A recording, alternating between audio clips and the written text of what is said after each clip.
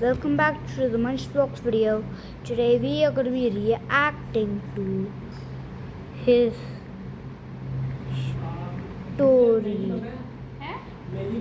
So here is his story. I'm going to keep it down here so you guys can watch. It's up here, it's okay. Few shots.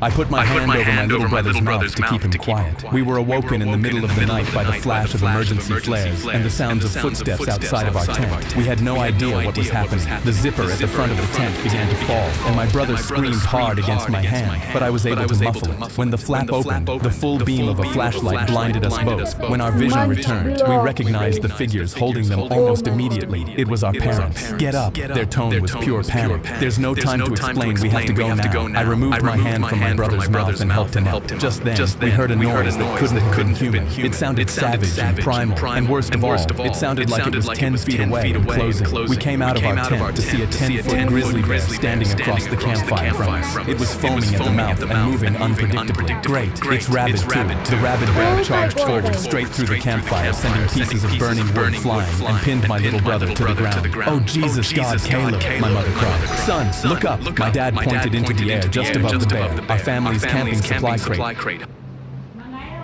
This is already getting too crazy on the first fade, like oh my god. Hung suspended over a tree branch. This tactic was supposed to keep bears away, but it sure got this one's attention. "Hurry, do something!" My brother was using all of his strength to keep the bear's jaws from touching me. The crate was staked to the ground about 5 feet from where I lay. I knew I wouldn't make it to the rope in time myself, so I pulled out my pocket knife, opened the blade, and made the throw of my life. The blade grazed the side of the rope. It was tattered, but not broken. The bear's jaws were lowering on my brother's head. Without another thought, I grabbed a piece of burning wood the bear had scattered and hurled it at the weakened rope. A spark landed exactly on the last strand, and the whole thing snapped with the sound of a bullet. The heavy supply crate dropped straight down onto the bear's head and shattered into splinters. The bear was knocked out. Together we pushed the unconscious bear off of my brother. Then a searchlight lit us up, accompanied by the sound of a helicopter. A voice over a loudspeaker said, "Parks Department Rescue Division, we saw your flare. I'm dropping a ladder now, you folks will be all right." We were flown to the nearest hospital, and we would never return to that campsite again. I put my hand over my little brother's mouth. I was in the house when I heard my son scream at the top of his lungs, and when I ran outside, his hands were clawing at his throat. I dropped to my knees.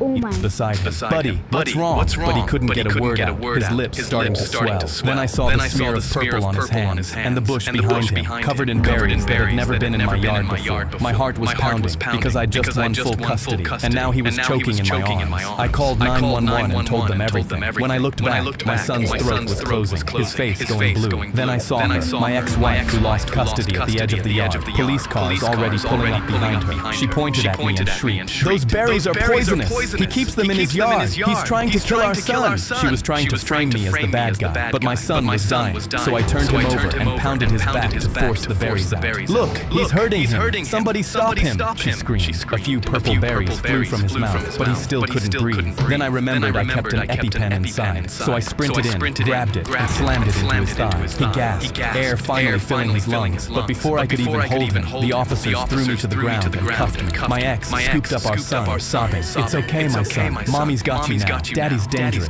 I just won full custody, and now I was losing him over her lie." The cops dragged me toward the police car as my son coughed on the grass, the EpiPen finally working. "I love my son. Please, I didn't do this," I begged, but no one listened. Then a small voice croaked out, "Wait, Daddy didn't do it." Everyone froze and looked at him. My son pointed a shaking finger at his mother. "My mommy gave me the berries. She put it in his bush and said they were candy." My fists clenched. "You gave him berries he was allergic to. Are you insane?" The officers turned to my ex, whose face went white. "Ma'am, did you know he was allergic?"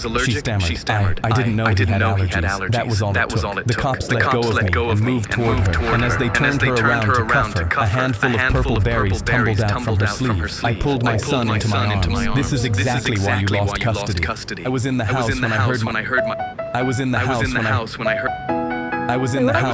my son scream at the top of his lungs, and when I ran outside, his hands were clawing at his throat. I dropped to my knees beside him. "Buddy, what's wrong?" But he couldn't get a word out, his lips starting to swell. Then I saw I told my mom, can I please have no mayo on my sandwich? But when she slid the plate across the table, the bread had mayo smeared all over it. I pushed it back, but she instantly got in my face. Stop being so spoiled and entitled. Eat what you're given. Later that night, Dad ordered pizza, but it had anchovies even when I asked for none. And when I picked every anchovy off, my parents glared at me with their fists shaking in anger. The next morning, Mom made eggs with olives, knowing I hated olives. And when I refused to eat them, Dad slammed his fork on the table. That's it. You're gonna learn to like what you're given one way or another. Dad marched me up to my room, and Mom came in holding a jar of mayo, a tin of anchovies, and a jar of olives. I laughed. You really think I'll be eating that? But then Dad wrapped a padlock around my door handle. You need 3 keys to unlock this padlock. There's 1 key at the bottom of each jar. You're not leaving your room until you eat everything in front of you and get those keys. He placed a chain on the latch and slammed the door, locking it from the outside. I stared at the spoon